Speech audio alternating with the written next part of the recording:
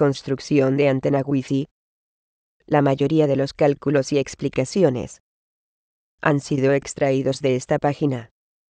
Los materiales que utilizaremos son los siguientes. Una lata de aceitunas grande. Esta tiene 10 centímetros de diámetro.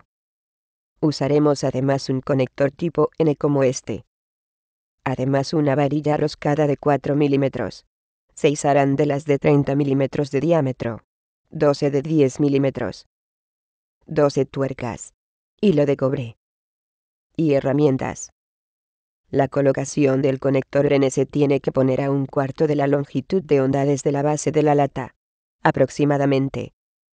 Hay una fórmula para acercarse más a la medida exacta dependiendo del diámetro de la lata. Aplicamos la fórmula y estos son los resultados. Por lo tanto, el conector lo colocaremos a 4,4 centímetros del fondo del bote.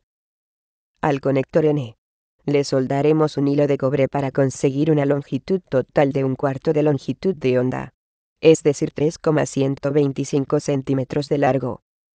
Una vez hecho, con la ayuda de un taladro haremos un agujero con la medida que hemos calculado e introducimos el conector y los tornillos de esta manera, raspando un poco la lata para que la masa esté en contacto. Pausa el video si quieres información sobre los cálculos. Cálculo de directores. Como se aprecia, las diferencias entre el canal 1 y el 13 no son muchas, por lo tanto calcularemos la separación entre elementos a 3 centímetros. Por lo tanto, la barra central tendrá 140 milímetros de longitud. En ningún momento las arandelas deben tocar las partes metálicas del recipiente o el hilo radiante. Estarán aislados por las dos tapas de plástico. Una vez que hemos seguido todas las instrucciones, solo nos queda encajar todas las piezas.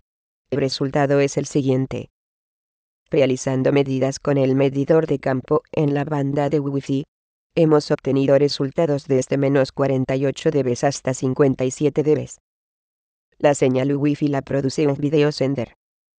Gracias a estas mediciones, hemos obtenido los siguientes patrones de radiación. Observando los patrones horizontal y vertical, apreciamos que la antena es direccional. Su diferencia de atenuación es de 10 decibelios, no siendo mayor debido a que las mediciones se realizaron en clase. En mi opinión, esta práctica nos ayuda a comprender mejor cómo funcionan las antenas, el medio de transmisión, y qué diferencias existen entre los diferentes tipos de antena. Estas son las fuentes de información más importantes que he consultado. Un saludo de